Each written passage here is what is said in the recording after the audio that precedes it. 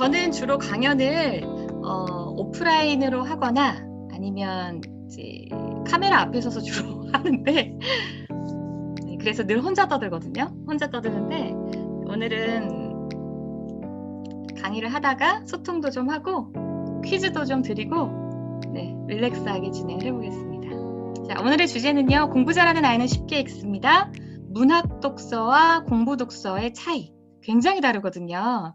근데 어머님들께서 아이를 지도하실 때 또는 어떤 학습에 대한 정보를 인터넷으로 검색하실 때 대부분 어떻게 나오냐면 아이들이 공부를 잘하게 하려면 아이가 좋아하는 재미있는 책을 읽히면 됩니다라고 말합니다. 독서가들이나 학자들이 그렇게 말씀을 하세요.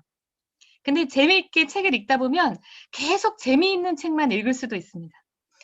이게 문제인 거죠.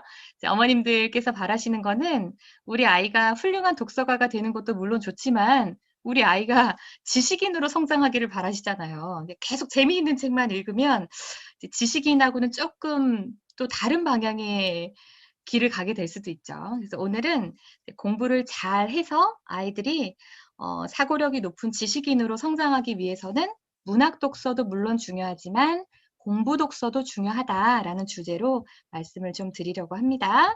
그 다음에 입시 변화나 이런 부분들도 조금씩 짚어드릴게요. 자, 문해력이라고 하는 것이 말 그대로 이제 문장을 이해하는 역량이니까 글 속에 담겨져 있는 어떠한 의미나 지식적 정보를 활용하고 기억하고 응용하는 여러 가지 사고력을 모두 통합해서 문해력이라고 합니다. 그래서 단순히 내가 어떠한 정보를 모른다고 해서 인터넷으로 이건 뭐지? 이렇게 사전적 의미를 찾아보는 것이 문해력이 아니라 이 글의 전체 맥락을 이해한 다음에 그것을 내 것으로 소화할 때 비로소 발현이 되는 역량이 문해력이죠. 그것을 소화해서 내 것으로 만든 다음에 발현이 되어야 이제 문제 해결이라든지 여러 가지 발생되는 뭐 스피치나 논술이나 토론 이런 것들을 다 소화를 할 수가 있겠죠. 자, 그런데 이 문해력이 일상생활에서도 사실 지금 어머님들께서도 주변에서도 많이 볼 수 있는 문장들이 많이 있습니다. 예를 들자면 이러한 복약지도서라든지 또는 이제 계약을 할 때 중요한 사항들이 적용되어 있는 뭐 임대차 계약서라든지 아니면 직장 생활을 할 때 필요한 뭐 이런 취업 규칙이라든지 이런 것들이 다 글들로 되어 있잖아요. 저희가 이런 정보를 볼 때 영상으로 보지 않죠. 그런데 어머님들 지도서를 제대로 읽어보신 적이 혹시 있으신가요? 잘 읽으시나요? 요즘에 잘 안 읽으실 것 같아요.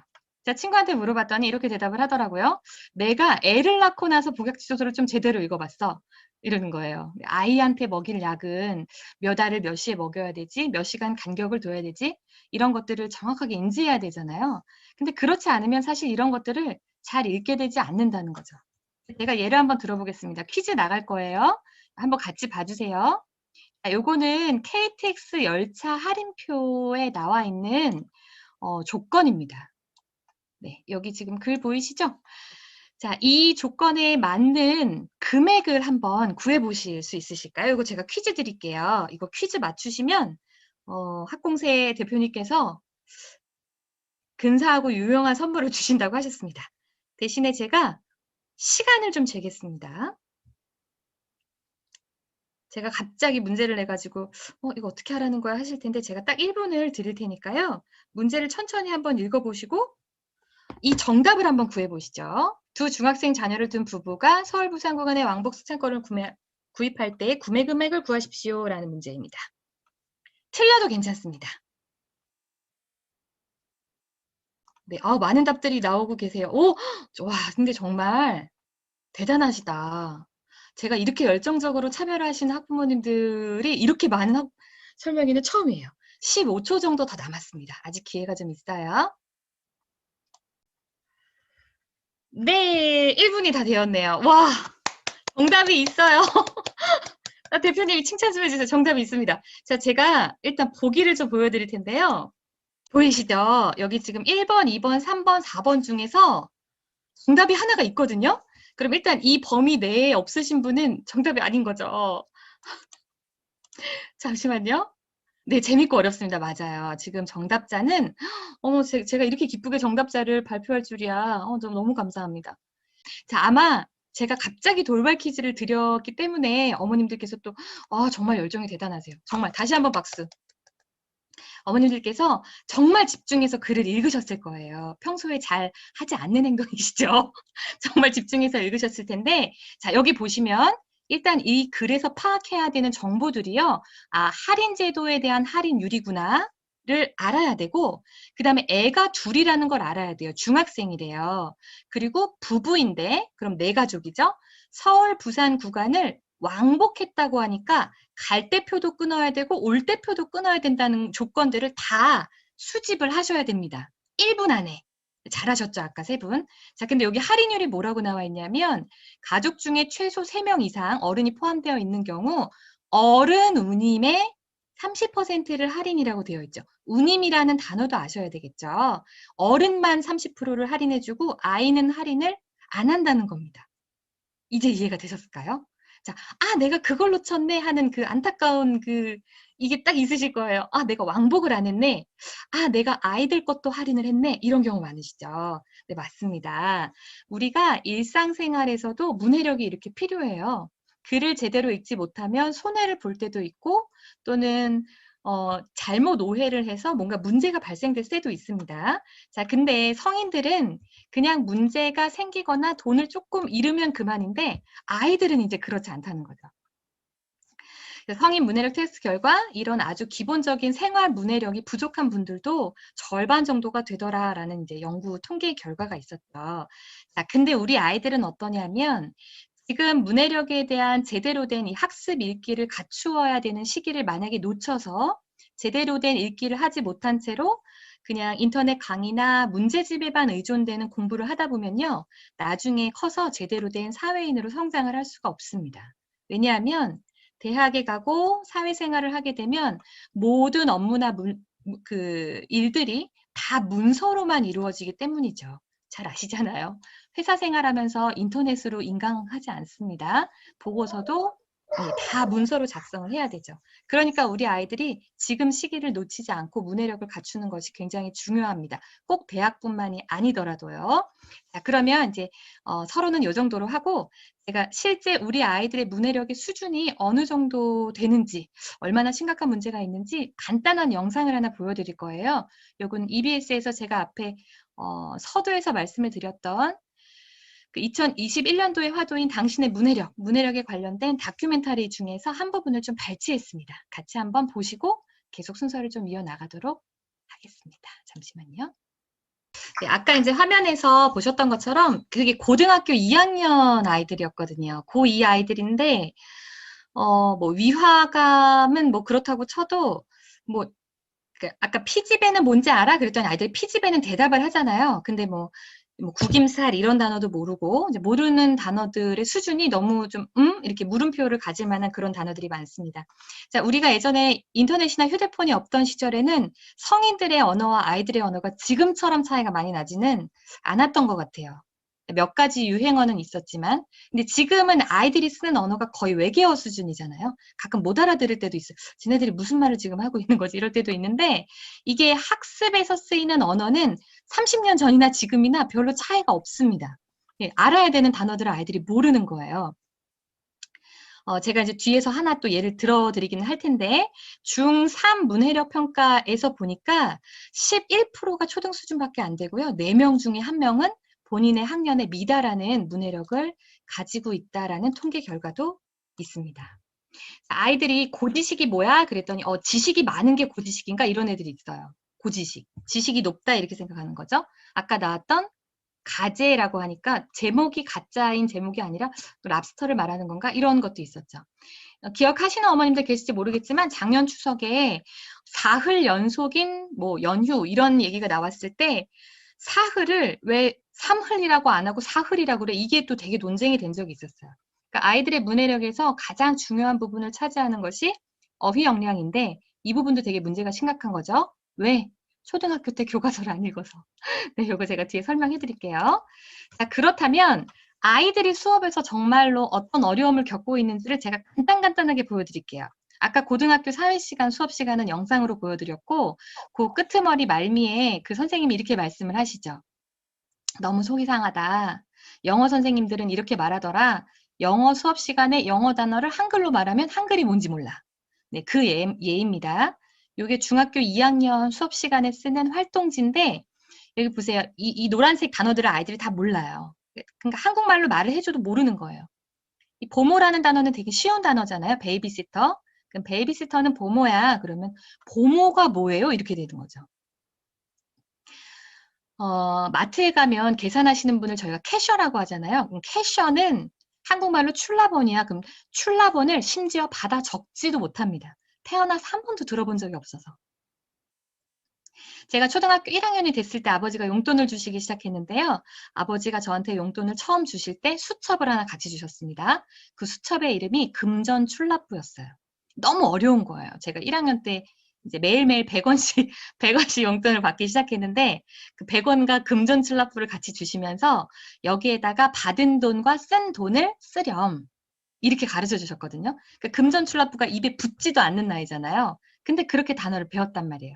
출납은 뭐 출은 나가는 거, 뭐 납은 뭐 납부하는 거, 뭐 이런 식, 출은 들어오는 거, 나가는 거 이러면서 이제 한자에 대한 설명도 듣고 이렇게 단어를 배웠던 기억이 납니다.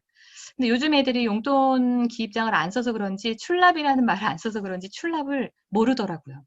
자, 한 페이지를 공부하는데 이렇게나 많은 단어를 모른다고 하면 영어 선생님이 영어를 가르치겠습니까? 한국어를 가르치겠습니까? 이러한 일들이 이제 발생을 하는 것이죠. 자, 요거는 제가 조금 쓴 지가 좀 오래된 레퍼런스라서 혹시 보셨던 분이 계실 수도 있을 것 같아요. 그래서 여기에서는 제가 제일 처음에 대답하시는 한 분만 한 분만 대표님께 상을 주세요. 이렇게 말씀을 드릴 거예요. 문제를 잘 들으셨다가 첫 번째로 딱 답을 써주셔야 됩니다. 자, 이 문제는요. 초등학교 3학년 정도 아이들이 쓸 수 있는 수학 서술형 문제예요.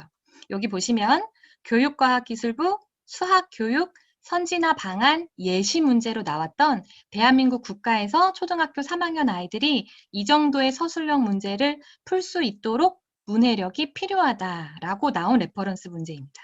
자, 이 문제에서는 3개씩이 나오는데요. 사칙 연산 중에서 이 3개에 쓰이는 연산 방법 2가지를 말씀해 주시면 됩니다. 어려울까요? 3개씩이 나오는데 거기에 쓰이는 사칙 연산은 2가지의 연산만 필요하거든요. 맞추시는 분이 계실 수 있을지 모르겠네. 나왔어요. 덧셈과 곱셈. 아닙니다. 곱셈과 덧셈. 아니에요. 이러다가 4개를 다 찍으실 것 같은데? 네, 뺄셈과 나눗셈식이 나옵니다. 네, 뺄셈과 나눗셈식이 나와요. 잘 맞춰주셔서 감사합니다. 동시에 말씀하셔가지고 네, 문제 참여해주셔서 감사드리고요. 제가 이제 간단하게 설명을 드려볼게요. 자, 일단 이 문제가 초3 문제라는 게 굉장히 놀랍지 않으신가요? 오늘 보니까 초3 학부모님들 굉장히 많으시더라고요. 내일 아이가 일어나면 이 문제를 사진을 찍어 놓으셨다가 아이와 함께 풀어보십시오. 지금은 안 푸셔도 됩니다. 사진 찍어 보셨다가 이 문제를 푸는데 시간이 많이 걸려도 괜찮으니까 아이랑 한번 문장을 읽으시면서 여기에서는 이런 식을 해야 되겠구나. 이걸 한번 같이 경험을 해보시면 그 아이들의 고충을 이해하실 수 있을 겁니다. 자, 이 식에서는요, 잘 보시면 여러 가지 조건 앞에 나왔던 거랑 비슷해요. 문장에 있는 정보들을 내가 내 것으로 소화해서 그것을 밖으로 아웃풋하는 과정의 사고력이 필요하죠. 그러니까 문해력이 되게 어려운 이유가 바로 이것 때문이에요. 그냥 단편적인 정보를 이렇게 왕복하기만 하면 되는 게 아니라 여기서 한번 소화가 돼야 되거든요. 그러면 이 문제에서는 어떻게 나오냐면 50분 이내에 30분을 관광하라. 이 2개의 조건을 먼저 이렇게 뽑아내서 50 빼기 30이라는 식이 하나 나와줘야 되고요. 그 다음에 구경하는 시간을 뺀 나머지 20분 동안 2분씩 걸리는 지하철역을 타고 이동을 해야 되니까 여기서 나눗셈 식이 나옵니다. 그렇겠죠? 그 다음에 여기에도 또 있어요. 아까 그 KTX 기차랑 똑같아요. 왕복이라는 표현을 쓰지 않고 여기는 다시라는 표현을 썼습니다. 초등학교 3학년 아이들이 이해할 수 있는 언어로 고쳐 쓴 거예요. 근데 더 어려워. 그쵸? 여기에 그냥 살짝 진짜 다시다처럼 그냥 살짝 다시가 올라가 있는데 요게 왕복이구나. 이거를 49살짜리 아이가 이해하고 산수로 바꿔 적어야 되는 거예요. 되게 어렵죠. 요즘 아이들이 이렇게 어렵습니다. 그럼 여기에서 다시 10개의 역을 다시 반으로 나누어서 갔다가 와야 되니까 그래서 5개의 역까지만 내가 이동을 할 수 있구나. 여기까지 사고가 돼야 그 다음에 문제로 진입을 할 수가 있습니다. 자, 오늘 제목이요. 깊이 있는 독서를 위한 바른 독해 공부법이잖아요. 바른 독해 공부법을 제가 여기서 지금 말씀드린 방법이 적용이 돼요.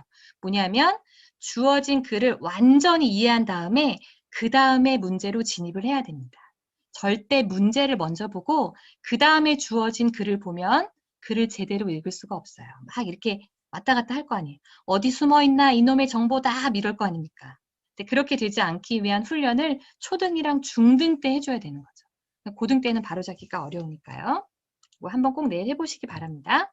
자, 수포 학생이 이렇게 많다고 그래요. 제가 국포, 영포, 수포를 포기하는 바른 독해 공부법 이렇게 말씀을 드렸는데 초등학교 3학년 때부터 수포자가 나오기 시작하죠. 분수 때문에 그렇습니다. 아이들이 이제 손가락이랑 발가락 20개를 이용해서 어느 정도 커버가 되던 이 수학이라는 과목을 이제 손가락을 어떻게 자를 수도 없고 이렇게 붙일 수도 없는 분수가 나오기 시작하면서 이제 멘붕이 오기 시작하죠. 그다음 또 하나는 분수는 지금까지는 가로로 되어 있는 이렇게 평행한 식들을 보다가 이렇게 갑자기 세로로 벌어지잖아요. 그래서 거기서 한번 어렵고 그 다음에 5학년 자녀 있으시다고 하면 지금 수학 많이 하시죠?